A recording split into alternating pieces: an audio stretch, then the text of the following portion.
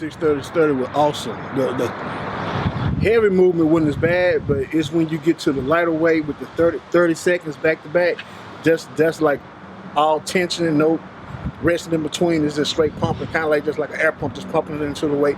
I mean, pumping the blood into the muscle for like 30 seconds, and then just keep going. That's like the ultimate pump. 10 seconds, come on.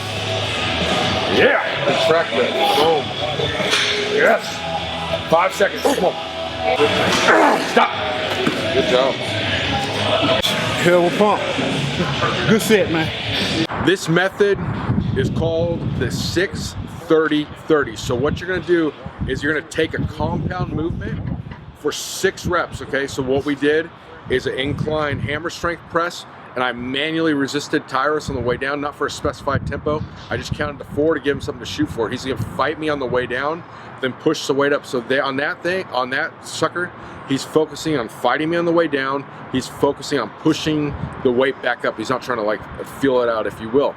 The next movement, so that's first. Then we went on to the bottom end stretch flies with the incline dumbbells. Do that for 30 seconds. And then finally the band flies, where we focus on the top of the movement for 30 seconds. So a little background how this all came about. So this is kind of taken away from the book called Positions of Flexion, where they talk about you have your stretch movements, your compound movements, and then your peak contraction type of movements. So we have the compound movement, the incline, the stretch would be the bottom end dumbbell flies, and then the peak contraction is just focusing on that active range at the top of the movement. So we're just overloading the whole thing with the eccentric, overloading the bottom end stretch, then overloading the top peak contraction. Okay, so let's talk about this, how it came to play.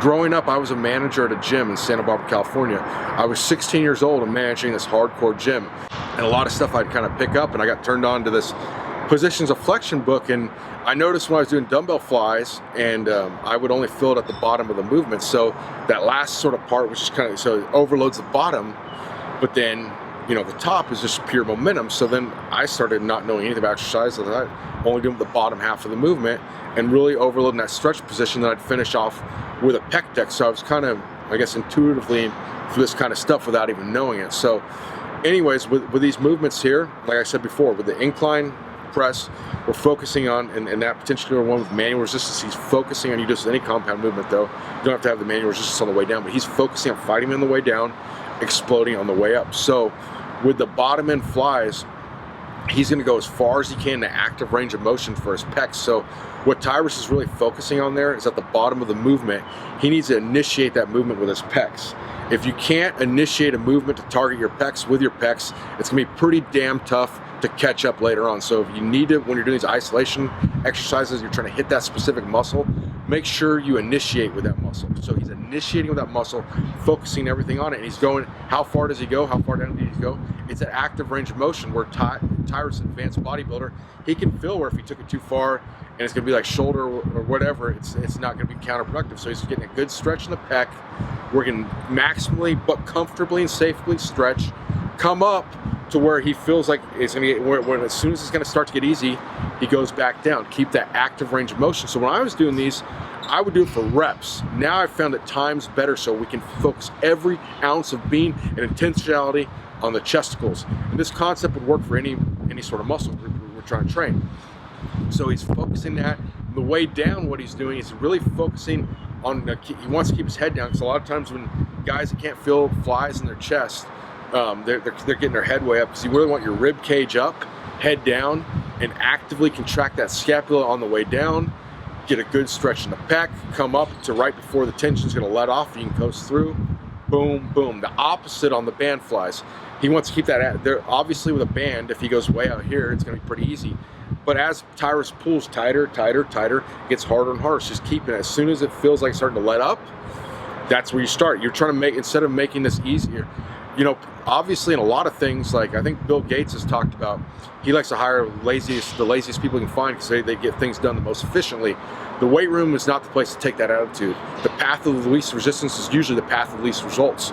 So what we're gonna do here is get hard, and as soon as it starts to let up, before it's gonna get easy, you just keep there, hold, squeeze, squeeze, peak contraction. So we do the compound movement, the stretch movement, and the peak contraction all in one giant set. So you go 6 reps, 30 seconds, 30 seconds. That's why I've called this method the 6-30-30. And I just by my own experience, training bodybuilders, came up with it. So we could apply this to any muscle group. So just think about it. If we were going to do something for quads, we could maybe do a half-filled squat, a sissy squat, a leg extension. I mean, for back, the possibilities would be endless. You could do some sort of, snatch grip deadlift. You could do a straight arm pull down, just focusing on the top and really just getting that good stretch at the top and not coming down at the bottom. Then some kind of peak contraction type of row moving. There's all sorts of stuff we could do this. I mean, the possibilities are endless. On hamstrings, you could do like for your stretch movement, you could do a straight-legged deadlift. For your peak contraction, some sort of leg curl. I mean, we could keep going on and on. And then, so I mean, the possibilities are endless. This applies to any muscle group. We're not going to be redundant and show 6 different videos on the exact same concept, but try the 6-30-30 and you can eventually morph it to what's best for you. That being said, like, hamstrings do better with like less time under tension than say something like the quads. So you got to keep that stuff in mind, play around with it, find out what you do. So what we're doing, we're introducing you to the concept, try out how we state it, then evolve it to what best suits your needs. Man, you just got to block it out and just keep pumping. Like you say, just keep your arms moving and just keep on pumping the blood. And hopefully you don't die before the 30 seconds up.